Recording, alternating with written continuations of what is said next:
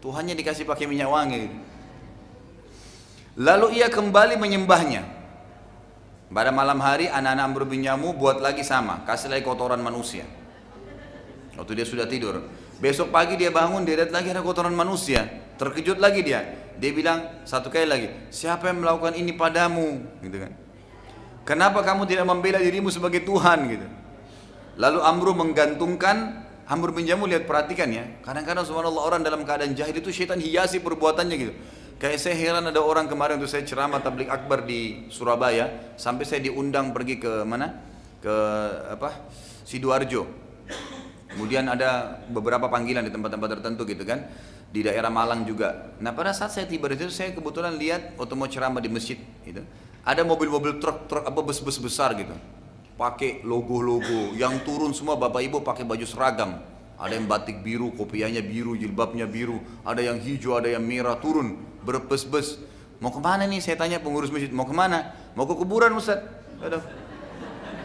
Kuburan untuk apa? Kuburan ini kan salah satu wali songo di sini ada. Loh, buat apa mereka di kuburan ziarah? Iya, ziarah dengan embel-embelnya Ustaz. Apa embel-embelnya? Ya minta diberikan kesehatan, diberkahi rezekinya, ini segala. Loh, terus orang yang bes-bes ini ratusan orang, mereka tidak ada yang faham masalah itu, tidak boleh minta ke kuburan. Bukankah Imam Nawawi sudah bilang, saya heran dengan kejahilan orang-orang yang minta ke kuburan, padahal kuburan itu di dalamnya manusia seperti dia yang sudah jadi tulang belulang. Kalau dia yakin kuburan itu bisa berikan manfaat, bagaimana dengan Tuhannya kuburan itu? Kenapa nggak minta kepada Allah? Ya kan? Sudah dikatakan wa nahnu aqrabu ilaihi min hablil warid. Kami lebih dekat daripada urat lehernya sendiri. Tinggal ya Allah, selesai gitu kan. Ini enggak minta kepada kuburan, walaupun dianggap orang saleh, itu enggak boleh. Nabi SAW mengatakan dalam hadis Bukhari, jangan jadikan kuburan kalian sebagai masjid. Dan katakan juga dalam hadis yang lain Bukhari juga, jangan kalian berlebihan gitu kan pada nabi-nabi kalian, karena Allah sudah menghancurkan umat sebelum kalian karena berlebihan pada nabi mereka. Kuburannya disembah-sembah, Nabi Isa karena nabi yang baik gitu, lalu dikatakan anaknya Tuhan, berlebihan, akhirnya jadi sesat, jadi masalah gitu kan. Dihiasi oleh Allah SWT, dianggap benar, di bawah air. Itu kan sampai sekarang subhanallah, semoga Allah berikan hidayah. Kuburan yang ada di masjid di Surabaya, ada sumur sudah sangat tua, airnya kotor, dijual, dianggap air berkah. Kenapa nggak beli air zam-zam? Jelas-jelas, ini bukan karena saya bawa zam-zam ya. Karena Anda boleh cari di mana saja gitu. Tapi saya lihat begitu ya. Zam-zam yang Nabi mengatakan adalah air. Niat siapapun yang minum dapat berkah gitu kan, jelas dapat apa yang dia inginkan. Ini enggak, beli air sumur dianggap itu berkah dari wali songo, subhanallah. Secara medis pun kalau diteliti airnya sudah enggak layak minum karena sudah kotor gitu kan. Kenapa harus ini? Allah ini apa? Syaitan hiasi. Syaitan menghiasi perbuatan orang supaya dianggap benar gitu. Bayangin Amr bin Jamuh radhiyallahu anhu ini sebelum masuk Islam gitu kan. Dia masih bisa kasih pedang patungnya. Setelah 2 kali dikotorin sama anaknya nih, dikasih pedang. Lalu dia bilang apa? Nanti kalau ada lagi yang mau kotori kamu, lawan ya. Dia bilang gitu, lawan ya. Bahkan dalam riwayat dikatakan, bunuhlah siapapun yang mengganggumu, gitu kan. Pada malam yang ketiga, anak-anak Amr bin Jamuh kembali mengotori sembahan Amr bin Jamuh tadi dengan kotoran manusia. Ditambah lagi, ada bangkai bangkai anjing didapat, ditaruh digantung di lehernya patung itu. Sudah dikasih kotoran, dikasih lagi bangkai anjing gitu. Pada saat Amr bin Jamuh bangun pagi-pagi, dia mau sembah Tuhannya, dia sangat terkejut melihat keadaan Tuhannya lebih parah dari kemarin kan. Kemarin cuma kotoran manusia, ini tambah bangkai kambing digantung lagi di lehernya gitu. Lalu Amr bin Jamuh pun meninggalkan berhala dan dia berkata begini, demi Allah, kamu tidak pantas disembah. Ya memang dari kemarin-kemarin kan usia. Tapi begitu gitu kan mereka. Lalu Amr pun meninggalkan berhala tersebut dan akhirnya masuk Islam. Ya demikianlah keadaan masyarakat ini satu demi satu hanya masuk Islam di tangan Mus'ab bin Umair radhiyallahu anhu. Baik, nanti akan kita masuk insyaallah juga ke ke kisah masuk Islamnya Tufail ya bin Amr kepala suku Aus. Atau baik saya tambahkan dengan ini baru kita buka pertanyaan ya. Kisah masuk Islamnya Tufail bin Amr kepala suku Aus ya. Suatu hari Tufail pernah menziarahi kota Mekah. Karena ia kepala suku Aus di Madinah, maka penduduk Mekah pun tokoh-tokoh Mekah menghargainya, dihormatin gitu. Para pemuka Mekah saat menemui Tufail berkata, telah keluar di kota kami seorang penyihir. Ya, jadi Tufail ini bin Amr radhiyallahu anhu, sahabat Nabi, kepala suku Aus, datang ke Mekah, disambut oleh tokoh-tokoh Mekah. Jadi teman-teman dekatnya gitu. Yang terjadi adalah semua tokoh-tokoh Quraisy yang menjadi sahabatnya Tufail bilang, telah keluar di kota kami ini seorang penyihir yang tidak seorang pun mendengarkan kata-katanya kecuali terpengaruh. Gitu. Jadi orang-orang Quraisy ini maksudnya ingin membendung dakwah gitu kan. Apalagi kalau Tufail masuk Islam, Tufail ini kepala suku Aus, di bawahnya dia sekian ribu orang gitu. Maka mereka berkata kepada Tufail, penyihir itu sangat berbahaya karena ia dapat memisahkan antara engkau dengan anggota sukumu dan bisa memisahkan antara kau dengan keluargamu. Artinya kalau kau mengikuti dia, dengar saja sedikit perkataannya, maka pasti kau akan ditinggalkan oleh sukumu, gitu kan? Semua akan berantakan, keluargamu juga akan berantakan. Tufail bilang radhiyallahu anhu, mereka terus menakut-nakutiku sampai aku menggunakan penutup kuping karena takut disihir oleh Muhammad. Saat aku sedang tawaf, kata Tufail, aku melihat Muhammad, ya, Nabi Muhammad SAW, sedang duduk di depan Ka'bah dan membaca Al-Quran. Maka setiap kali aku tawaf, aku selalu melirik ke arahnya karena takut pada sihirnya. Tetapi tiba-tiba saja aku berkata pada diriku sendiri, wahai Tufail, sungguh engkau adalah orang yang cerdas dan dewasa. Kenapa selalu berperilaku bodoh seperti ini? Akhirnya aku membuka penutup kupingku dan mendatangi Muhammad, lalu aku berkata, wahai Muhammad, sampaikan padaku apa yang engkau miliki. Maka Nabi SAW menyampaikan kepada dia tentang Islam, membacakan beberapa ayat Al-Quran, sampai akhirnya dengan izin Allah, iman masuk ke dalam hati dan tertanam ke dalam hati Tufail, maka ia pun mengucapkan 2 kalimat syahadat. Perlu poin penting di sini. Mungkin Bapak Ibu bertanya, ayat-ayat apa Ustaz yang disampaikan? Memang ahli sejarah tidak sebutkan. Karena Nabi SAW sendiri berinteraksi dengan sahabat-sahabat ini secara langsung, cuma dinukil pertemuannya gitu. Dan Nabi SAW juga tidak sebutkan ayat apa yang disebutkan. Tapi ulama memberikan pelajaran besar. Subhanallah, ayat Al-Quran itu dia menjadi hujjah, menjadi senjata itu dengan sendirinya. Berapa banyak orang masuk Islam subhanallah dengan ayat Al-Quran. Coba lihat, tanya mu'allaf tuh. Rata-rata orang masuk Islam kalau dia tulus memang dapat hidayah, itu aneh-aneh gitu. Kalau kita nggak masuk di akal, gitu kan? Ada pernah orang yang masuk Islam di tangan saya, seorang ibu itu di Sulawesi Selatan, datang kemudian dia mengucapkan syahadat. Saya tanya, Bu, kenapa masuk Islam, Bu? Dia bilang, saya Ustaz waktu Ramadan, kebetulan itu habis Idul Fitri ya. Waktu bulan puasa kemarin, saya di dekat rumah saya ada masjid. Setiap kali saya dengar azan selalu saya merinding dan hati saya selalu enak gitu, nyaman. Tapi kalau azan selesai saya kembali lagi dengan kesumpekan saya gitu. Lalu akhirnya saya terdorong untuk syahadat. Hanya karena itu, kita dengar azan masih asyik tidur gitu kan. Ini bisa syahadat gara-gara azan gitu. Ada teman saya di Surabaya, pendeta masuk Islam di tangan dia, padahal dia bukan dai ya. Dia hanya sahabat dekat, seorang notaris gitu ya, tapi sering hadir di pengajian, teman dekat saya kebetulan. Jadi dia cerita, waktu itu ada satu pendeta didatangin sama dia bilang gitu. Jadi kejiwaannya mengetahui tentang benarnya Islam ini begitu. Jadi kita nggak usah ragu dengan kebenaran Islam ya. Bapak Ibu, kadang-kadang kita ragu nyampein Islam ini kepada orang non-muslim karena kita pikir, benar nggak ya, dia terima nggak ya. Itu bukan urusan kita. Sampaikan aja kebenaran itu. Subhanallah, bisa dengan satu kalimat orang ucapin syahadat loh. Banyak terjadi dengan itu. Dia bilang, lalu saya bawain Al-Quran. Lalu saya bilang, ini teman saya ya, retorika dia sebagai notaris. Mohon maaf kalau notaris di sini. Jadi bukan dai. Dia bilang, saya bawa Quran, lalu saya bilang, Pak Pendeta, saya mau tanya pendapat Anda tentang ini. Saya soalnya juga ragu dengan agama saya nih. Dia bilang gitu. Coba lihat nih, dibukain surah Al-Ikhlas, gitu kan. Dia bilang, ini ada kalimat di sini yang buat saya terus berbingung dari kecil sampai sekarang gitu. Tulisannya lam yalid walam yulad. Tidak melahirkan, tidak dilahirkan. Terus dia bilang, ini terus saya bingung, apa ini maksudnya nih? Saya sendiri ragu. Pendetanya dengan semangat bilang, iya mungkin agama kamu memang tidak benar, gitu kan. Dia bilang gitu. Lalu kemudian dia bilang begini aja pendeta, Anda pegang ini pelajari, kasih buku Anda saya pelajari. Pendetanya keluarin Injil dalam bahasa Indonesia dikasih, ini ya kau pelajari, ini belajar, sepakat kita ketemu 1 minggu lagi ya. Baik. Ternyata selama seminggu ini Bapak Ibu sekalian pendeta ini terus serius nih, karena untuk nanti sampein gitu kan kesalahannya ayat ini kepada teman saya ini seminggu kemudian. Dia tiap hari baca lam yalid walam yulad, lam yalid walam yulad gitu kan. Tuhan tidak beranak, tidak diperanakkan, tidak beranak. Dan itu memang intinya orang Nasrani kan bilang ada anaknya, gitu kan. Ini benar ya, dia bilang gitu. Tuhan semestinya tidak boleh punya anak, gitu. Nggak boleh juga dia diperanakkan, gitu. Nggak ada orang tuanya, gitu.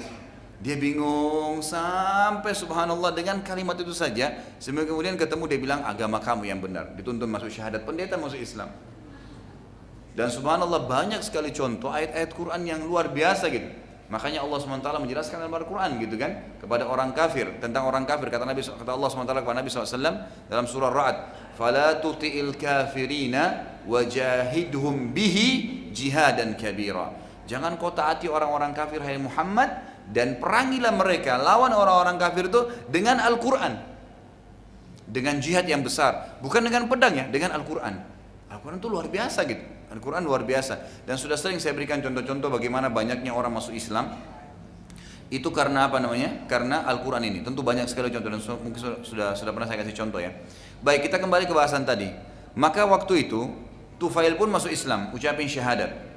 Dan ingat ya, setiap yang mau masuk Islam langsung pegang tangannya, syahadu la ilaha illallah, syahadu anna Muhammadar Rasulullah. Selesai. Jangan tunda. Kasih kitab lagi yang tebal ini, pelajari dulu ya. Tentang Islam, enggak, syahadatin langsung. Karena kalau dia tunda, dia bisa syahadat, kita masih sudah tunda-tunda gitu kan. Lalu dia meninggal 1 menit kemudian Anda tanggung jawab. Kenapa ditunda masuk Islamnya orang? Kan tidak ada istilah. Kalau mandi itu ulama tidak masukkan dalam kategori syarat masuk Islam. Syahadat selesai. Mandi bagian nanti, gitu kan? Karena Umar mandi itu karena disuruh oleh adiknya Fatimah. Kan pada saat mau masuk Islam nanti kita bahas masuk Islamnya Umar kayak apa? Yang sebagaimana apa namanya sudah kita jelaskan nanti atau akan kita jelaskan pada saat masuk Islamnya Umar radhiyallahu anhu. Kemudian Quraisy waktu mendengarkan ya, perlu juga Anda tahu suku Aus ini adalah suku yang paling kuat, suku Arab yang paling kuat. Jadi paling disegani di Madinah dan di seluruh jazirah Arab gitu. Waktu masuk Islam pimpinan suku Aus, berarti seluruh sukunya akan siap masuk Islam, gitu kan? Kemudian dan ini akan jadi kemenangan besar bagi Islam. Waktu Quraisy dengar Tufail masuk Islam, maka mereka mendatangi dan berkata padanya, apakah engkau telah murtad wahai Tufail? Tufail mengatakan tidak, tapi aku telah masuk Islam. Asyhadu an la ilaha illallah wa anna Muhammadar Rasulullah. Quraisy lalu mengancam Tufail, mengatakan kalau kau tetap begini, murtad dari agama nenek moyang, kami akan bunuh kamu. Maka Tufail bilang, demi Allah bila kalian berani menyentuhku, maka kalian tidak akan pernah selamat dari suku Aus. Artinya berikut mereka tahu saya mati, mereka akan serang Mekah. Mereka habis atau kalian habis gitu. Tufail pun akhirnya berkata pada Nabi SAW, wahai Rasulullah, perintahkan sesuatu kepadaku. Kepala suku ini masuk Islam. Apa yang anda inginkan ya Rasulullah? Bila anda ingin, aku akan tinggal bersama anda di sini dan aku akan berperang bersama anda walaupun sendiri. Bagaimana kekuatan iman ya, baru masuk Islam sudah begini gitu. Bila anda ingin, aku balik ke kaumku maka aku akan balik.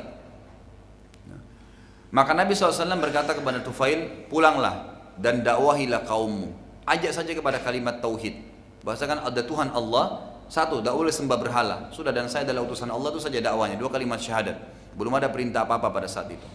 Tufail pun balik ke Madinah dan dalam perjalanan ini disebutkan oleh para ulama dalam buku-buku hadis, tentunya riwayat ini riwayat sahih, bagaimana ada ada karamatil aulia.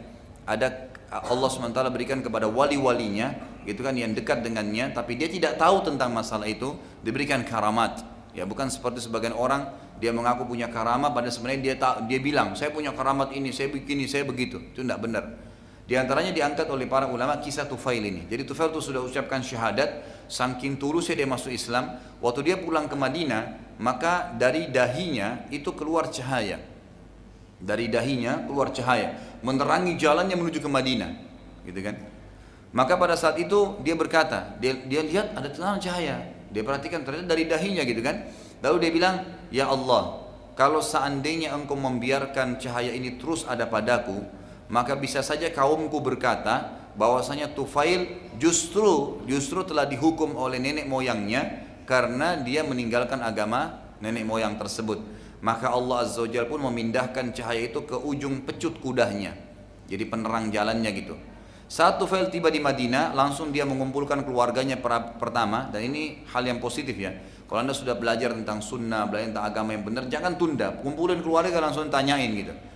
Lalu dia berkata, Tufail berkata, dalam bahasa Arab sebenarnya ini ya, kalau terjemahnya begini, wajahku ku haramkan untuk berhadapan dengan wajah kalian. Artinya, aku tidak akan berbicara dengan kalian, tidak akan interaksi dengan kalian, sampai kalian mengikuti agama Muhammad.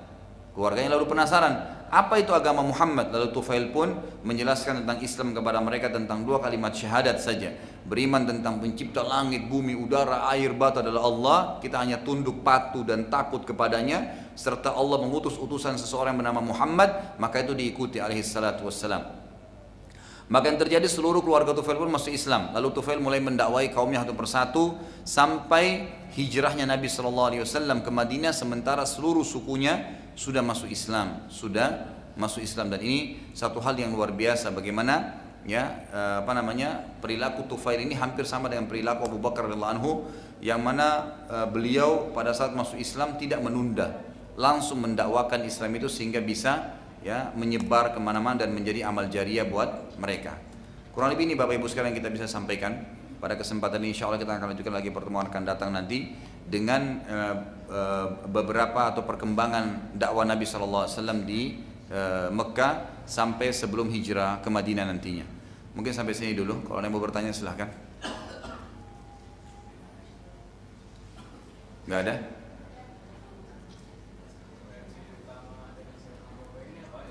Apa itu? Referensi sirah. Cukup banyak referensi sirah ya. Kalau tidak salah pernah juga saya tinggalkan kepada panitia tulisan saya ini, nanti bisa diambil. Kalau mau pakai buku-buku banyak, seperti ada buku tentang Sirah Nabawiyah yang diterbitin oleh banyak penerbit sih di Jakarta ya.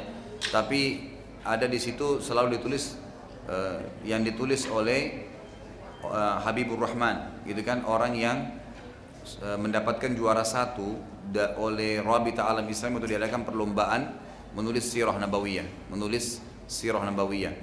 Itu diantara referensi. Dan cukup banyak ya buku-buku sirah, hampir semuanya buku sirah insya Allah bisa dipakai seperti Sirah Ibnu Hisham gitu kan. Tapi saya sarankan agar tidak menjabar kemana-mana. Seperti misalnya ada banyak orang-orang Islam juga belajar sirah ini dari orang-orang Barat, dari para orang-orang orientalis, itu nggak benar, gitu kan. Ada di antara mereka yang kadang-kadang menyebutkan tentang kebohongan-kebohongan, bahkan menghina Nabi SAW seperti kenapa Nabi poligami, ya kemudian menghina kehidupan sebagian kehidupan Nabi SAW, gitu kan, itu semua tidak benar. Jadi cukup buku sirah itu Ibnu Hisham, ada terjemahan bahasa Indonesia tapi saya tidak ingat penerbitnya apa, dengan tulisan Habibur Rahman tentang masalah Sirah Nabawiyah tadi.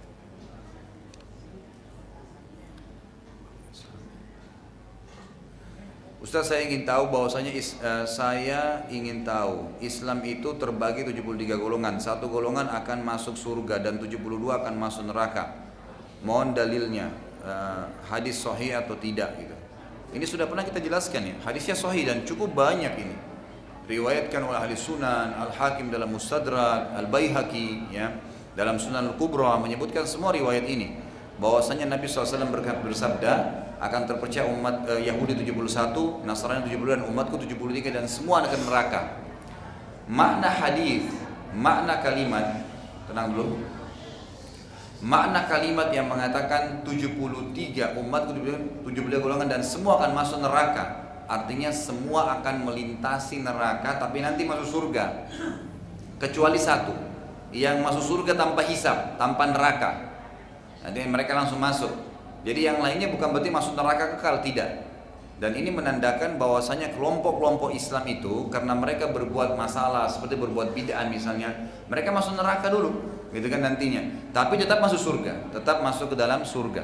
Karena memang ya, kata sabda Nabi SAW yang mengatakan semua masuk neraka, artinya semua akan lewat ke neraka kecuali satu yang masuk tanpa hisab, tanpa neraka lagi, gitu kan. Lalu sahabat bertanya siapa mereka? Kata Nabi SAW, yaitu yang yang mengikuti aku dan para sahabatku. Dan buku tadi yang saya bilang ini ya, yang mereka lah golongan yang selamat, membahas panjang lebar tentang hadis itu.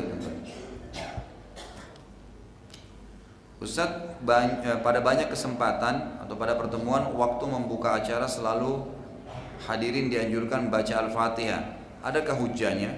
Nggak ada sama sekali. Ya sama sekali nggak ada. Jadi Nabi SAW tidak pernah membuka atau menyampaikan wahyu mengatakan Al-Fatihah. nggak pernah itu. Al-Fatihah surah Al-Quran, surah yang paling agung, tapi untuk dibaca di sholat, kan gitu. Itu benar, ada referensinya, ada hadisnya, gitu kan. Untuk dibaca pada saat mengobati orang yang kena sihir, ruqyah syariah, itu ada perintahnya. Tapi kalau Al-Fatihah dikirim untuk orang mati, dibaca pada saat pembukaan acara, butuh dalil, gitu kan. Mana dalilnya? Pernahkah Nabi SAW mengatakan Al-Fatihah kepada ahli Badr? Ada riwayatnya nggak? Nggak pernah. Lalu kenapa harus kita baca, gitu kan? Sama di awal pertemuan, tapi yang ada hadisnya adalah kata Nabi SAW, semua kullu zi amrin la yubda'u bismillahi fahuwa akhta'. Dalam riwayat dikatakan kullu amrin zi balin la yubda' bismillahi wassalatu alayya fahuwa akhta'. Kan gitu. Atau kama kala Nabi SAW. Jadi ada hadis dua. Yang pertama, semua perkara yang dimulai pertemuan, ya kan gitu, apa saja yang tidak dimulai dengan nama Allah, maka akan akhta', hilang berkahnya. Dan semua perkara dalam riwayat lain yang tidak dimulai dengan nama Allah dan membaca salawat kepada aku, maka akan hilang berkahnya. Itu ada riwayatnya. Tapi kalau membaca Al-Fatihah tidak ada. Itu tidak ada sama sekali. Makanya di sini bukan berarti sekali lagi kita menghinakan Al-Quran ya, atau menjatuhkan. Sering ada orang salah paham gitu. Oh berarti Ustaz ini larang baca Al-Fatihah. Bukan larang. Tempatkan pada tempatnya. Baca di sholat, kan gitu. Baca pada saat ruqyah, itu yang ada. Tapi kalau yang lainnya memang tidak pernah. Bahkan habis sholat 5 waktu pun tidak ada perintah untuk membaca. Tidak masuk dalam zikir sholat itu baca Al-Fatihah. Yang ada baca ayat kursi, Al-Ikhlas, Al-Falaq, An-Nas. Jadi tempatkan itu pada tempatnya semua. Jadi benar gitu. Mohon penjelasannya bagaimana pandangan dalam syariat Islam jika kita selalu datang ziarah ke makam keluarga, istri, suami, anak untuk membersihkan lokasi. Kalau ziarah keluarga, tidak masalah. Bukan cuma ziarah keluarga, ziarah siapa saja, ziarah kuburan. Ziarah kuburan kaum muslimin itu sunnah. Kata Nabi SAW dalam hadis yang sahih, kuntu nahaytukum an ziyarati kubur fazuruha fa inna tudzakkirul akhirah. Dulu di Mekah kata Nabi, saya larang kalian ziarah. Nas'alullah lana wa lakum wal afiyah. Keselamatan bagi kalian wahai penghuni kuburan orang beriman dan orang muslim, ya. Sesungguhnya kalian telah mendahului kami dan kami meminta keselamatan untuk kami dan untuk kalian. Itu memang ada perintahnya. Itu memang ada perintahnya. Tapi yang lain tidak ada, ya. Jadi ini sebatas itu saja gitu. Sebatas itu saja. Kalau misalnya kita datang membersihkan, apalagi kalau ada kerabat ya, misalnya orang tua itu kalau sudah meninggal, berarti bentuk bakti kita adalah menziarahi kuburannya kata ulama. Mendoakan selamati, beristighfar kepada Allah untuk mereka. Yang ada perintahnya semua kita kerjakan. Bersedekah untuk mereka. Haji dan umroh termasuk ziarah kubur, Juga perlu Bapak Ibu tahu, ziarah kubur itu ulama rincikan. Boleh termasuk ziarah kubur kita datang ke depan kuburannya, boleh juga tidak.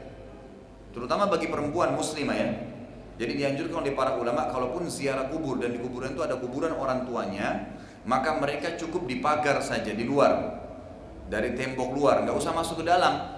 Sebagaimana sering dilihat kalau di kuburan Baqi di Madinah gitu kan, dituntunkan agar mereka dari pagar memberikan salam, sudah cukup kok. Karena kita berdoa dari mana saja sampai kepada orang tua kita yang sudah meninggal gitu kan. Tapi kalau pertanyaan selanjutnya tadi, kalau saya datang untuk membersihkan kuburan, jadi sebenarnya ulama memakruhkan ya. Tapi kalau memang pun darurat untuk dibersihkan karena kotor sekali nggak masalah. Tapi tidak ada dalam Islam kita bawa kembang, siram air, ya. Kadang-kadang kalau kita tanya kenapa disiram air kuburannya Bapak Ibu sekalian, oh karena kering, kebetulan kemarau, tanahnya pecah-pecah. Nggak ada hubungannya sama dia dalam kuburan itu. Kalau dia orang beriman tetap akan jadi taman dari taman surga, nggak ada hubungan sama sekali, gitu kan? Kalau dia misalnya memang orang fasik, walaupun kuburannya dari marmer pakai AC, tetap disiksa di kuburan. Sama dengan membawa kembang itu tradisinya orang-orang non Muslim, bukan orang Islam. Kita nggak perlu taruh kembang supaya kelihatan segar, nggak ada hubungannya. Yang mau bagus adalah doakan dia, istighfar untuk dia ya. Ya Allah ampunilah dia misalnya. Kemudian kita sedekah untuk itu jauh lebih baik sesuai dengan tuntunan dari Nabi SAW.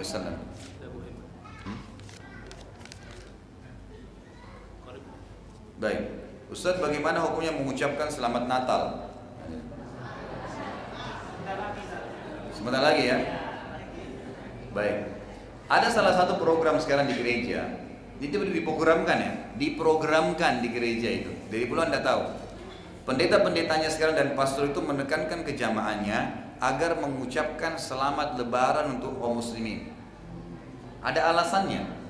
Bahkan di gereja dipasang spanduk selamat Idul Fitri supaya umat Islam melakukan hal yang sama. Ingat, mereka mengucapkan selamat pada kita artinya memberikan dukungan terhadap agama kita, itu nggak ada masalah. Tapi kita nggak boleh memberikan dukungan agama mereka. Kenapa? Jelas sabda Nabi SAW, kalau ahli kitab sedang merayakan hari raya mereka atau sedang berada di tempat ibadah mereka, jauhilah karena laknat Allah sedang turun pada mereka. Hadis sahih riwayat Abu Daud, diriwayatkan Imam Ahmad juga. Ini nggak boleh memang. Jadi nggak boleh kita ucapin karena itu memberikan dukungan. Tidak boleh datang, apalagi kalau datang, gitu kan? Itu tidak boleh. Lalu Anda bilang mungkin, Ustadz, bagaimana caranya ya? Itu kalau atasan saya, itu kalau kerabat saya, itu tetangga saya, saudaraku. Anda Muslim dan Anda harus yakin tentang kebenaran Islami dan kita harus tunjukkan prinsip dasar. Mana boleh, mana nggak boleh. Bukan kita toleransi tinggalin agama kita karena keyakinannya orang lain, nggak bisa. Maaf ya, dihidangkan babi, nggak bisa. Agama saya haramin, saya nggak akan makan. Emang gitu. Kita tunjukin, jangan karena nggak enak, nggak apa-apa deh, incipin dikit. Lo nggak boleh, haram gimana? Prinsip agama supaya orang tahu, dan subhanallah semua orang yang berprinsip dalam agamanya itu pasti Allah akan jaga dan orang akan segan dengan dia. Tunjukkan prinsip, memang nggak boleh, gitu kan? Pernah terjadi pertemuan antara seorang anak muda, dua orang anak muda, satu Nasrani, satu Muslim gitu. Yang anak muda Nasraninya ini bilang, kenapa kalian tidak mau ucapkan selamat Natal pada kami? Apa sebabnya gitu? Bukankah itu cuma kata-kata? Kata si Muslim, ditanya kembali, kenapa kau tidak syahadat? Lalu yang Nasrani bilang, ya kalau saya syahadat saya tinggalkan agama saya berarti. Kata si Muslim, bukankah itu cuma kata-kata? Sama, karena mengucapkan selamat itu dukungan, gitu kan? Hampir sama semuanya. Jadi memang itu prinsip dasar, maka sebaiknya jangan ditinggalkan saja, gitu kan? Dan tunjukkan pada mereka, maaf saya tidak ucapin karena agama saya tidak membenarkan. Yang dibolehkan apa? Interaksi boleh, bertetangga, boleh bisnis, kan gitu. Boleh menjenguk kalau dia sakit, boleh. Tapi kalau sudah mati nggak boleh loh. Datang ke rumahnya, kalau mati ya, emang nggak boleh. Oh Ustadz, bagaimana caranya kalau teman saya, teman kalau saya tunjukin, memang maaf saya nggak datang kalau sudah mati, karena dilarang, nggak boleh. Sudah mati dalam keadaan kufur. Tapi kalau masih sakit boleh, dia masih hidup, dia butuh bantuan, bantu, nggak masalah. Saya pernah ditanya oleh jemaah saya, Ustadz, waktu di Jogja terjadi gempa, mayoritas kampung yang kena gempa itu mayoritas Nasrani. Boleh nggak Ustadz kita nyumbang untuk perbaiki rumah mereka? Boleh, nggak masalah. Nyumbang perbaiki rumah, fasilitas umum boleh. Jangan bangun tempat ibadahnya ya, nggak boleh bangun gereja. Tapi kalau bantu rumahnya, ya kita perbaiki jalannya, sumur, nggak masalah. Mungkin bisa menjadi dakwah buat mereka. Dan terbukti memang begitu. Waktu LSM Muslim banyak masuk ke Jogja kemarin, akhirnya banyak masuk Islam. Gara-gara perbuatan muamalah yang baik itu. Tapi tidak mendukung akidah mereka. Tidak mendukung akidah, bukan menyumbang untuk bangun tempat ibadah, nyebarin bukunya atau apa saja. Jadi sebagai dihindari memang. Bagaimana Nabi SAW memperhatikan suku di seluruh Jazirah Arab? Saat itu banyak golongan Islam, ada yang mengusung khilafah, apakah dakwah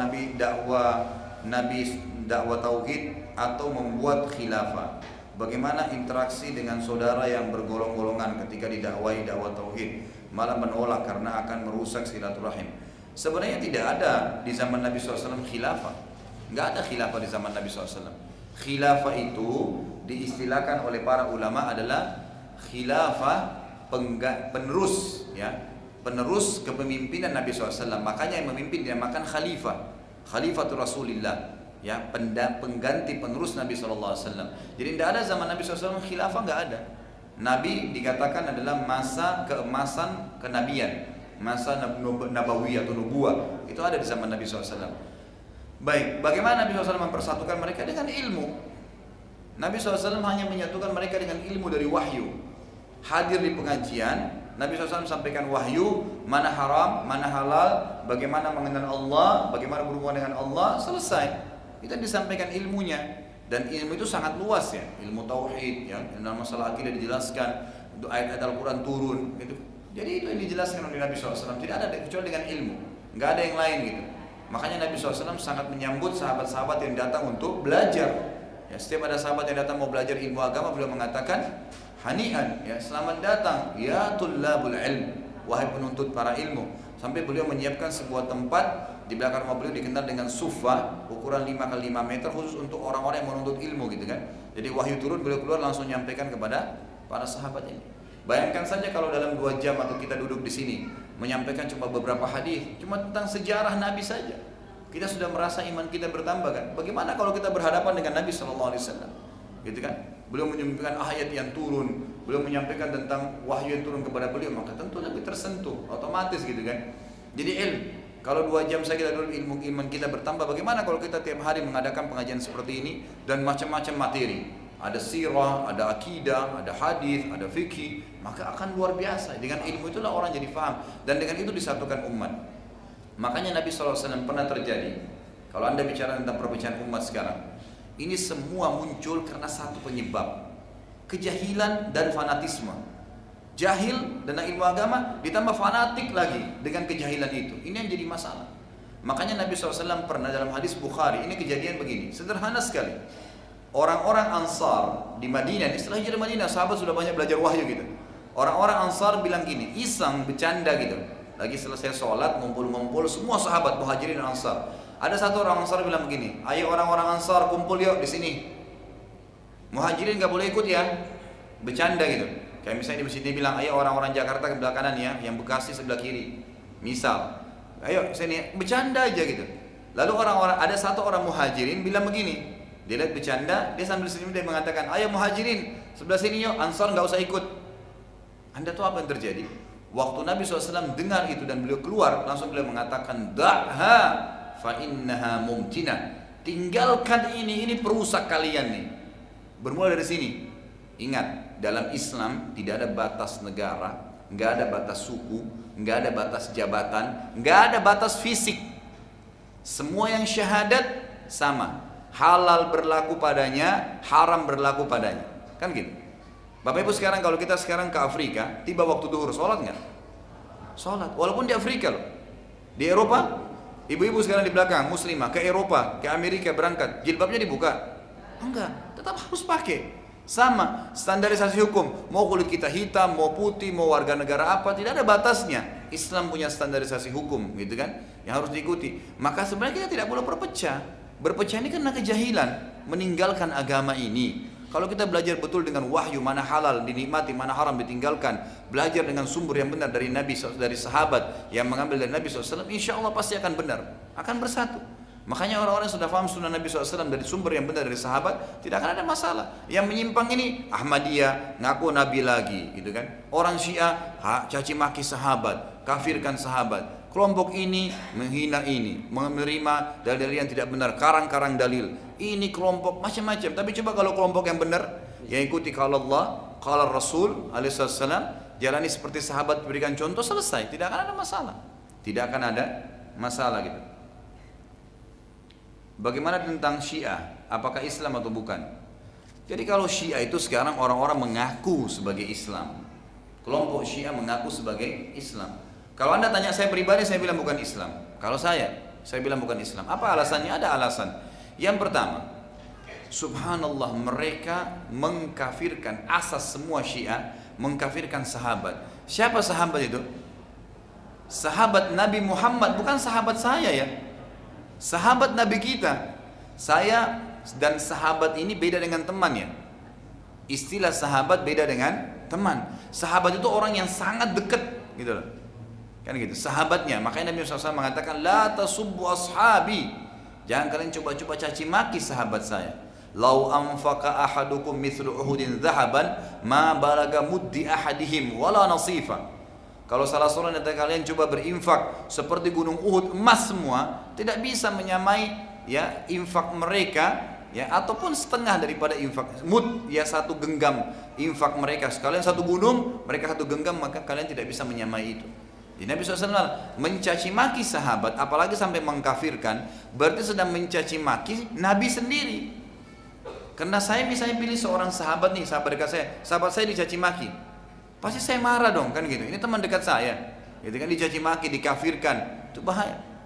Terus kalau mertua saya, gitu kan, mertua saya dikafirkan, Abu Bakar dikafirin, Umar dikafirin, istri saya, gitu kan, Aisyah misalnya, ya istri Nabi SAW dicaci maki, dikafirkan, Nabi berarti dihina dong, mertuanya dihina, istrinya dihina, sahabatnya dihina. Bagaimana bisa dianggap orang-orang seperti ini masih Islam gitu loh?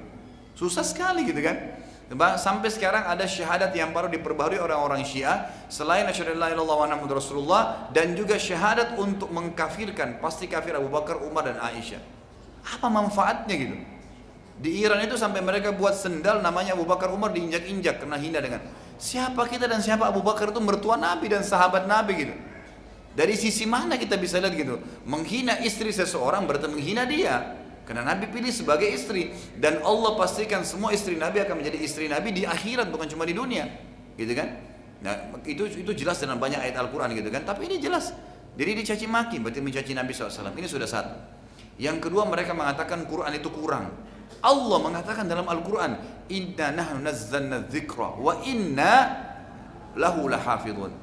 Kami benar-benar turunkan Al-Quran itu sebagai zikra, peringatan, dan kami pasti menjaganya. Bukan malaikat, bukan Nabi, Allah mengatakan dan kami akan menjaganya. Lalu mereka bilang tidak kurang, 49 juz.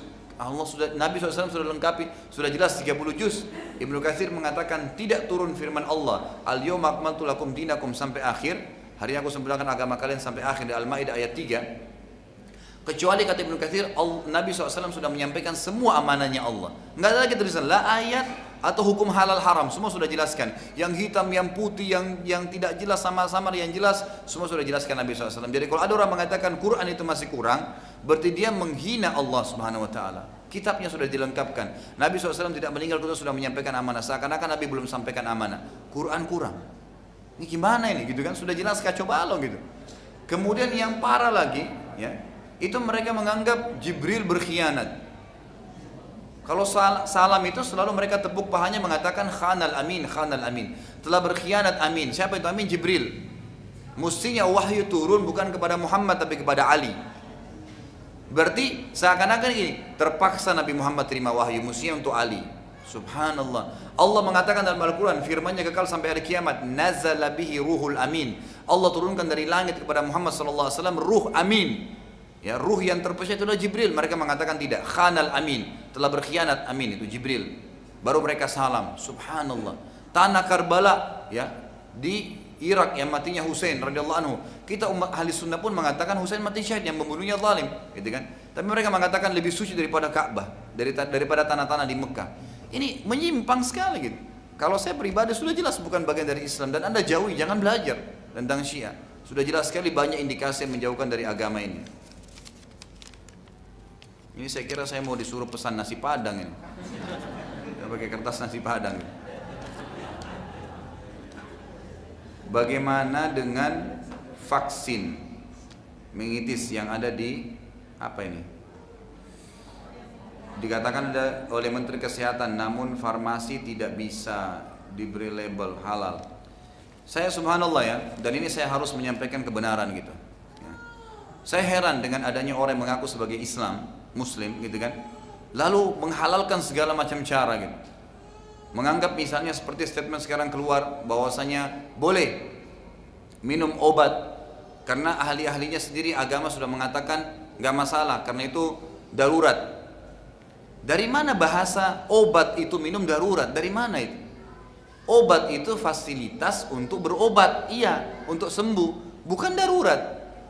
Kasus kita boleh memakan babi kalau darurat, ulama berikan contoh. Di padang pasir, nggak ada lagi makanan kecuali itu, dan kita bisa mati kalau nggak makan. Bangke kah, babi kah, maka kita makan itu pun kata ulama. Anda boleh kembali kepada sebuah buku tafsir, lukma au lukmatain, satu potong atau dua potong maksimal yang bisa membuat kita tidak mati kelaparan. Bukan makan santap, gitu kan yang banyak, enggak.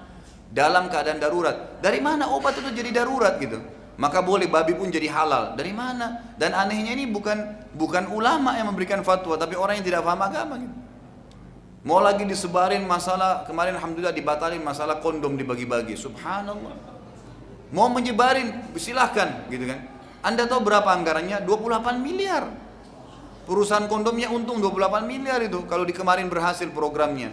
Karena masalah duit disebarkan di tengah-tengah masyarakat supaya mereka sosialisasikan masalah ini. Subhanallah, kenapa enggak pakai anggaran itu untuk nikahkan orang? Kenapa enggak panggil anak muda, ayo daripada kumpul kebun nikah, dinikahin oleh pemerintah resmi, panggil orang tuanya, biayai. Itu benar gitu kan. Apalagi membawa nama agama Islam, enggak boleh, subhanallah gitu kan. Enggak boleh, haram. Dan saya sudah ingatkan sampai masalah gitu kan, sampai masalah agama pun ya, sampai masalah ya apa namanya, perintah-perintah agama pun tidak boleh dianggap remeh, dan umat Islam tidak boleh tinggal diam, harus diingatkan gitu kan. Yang salah-salah, yang benar-benar gitu.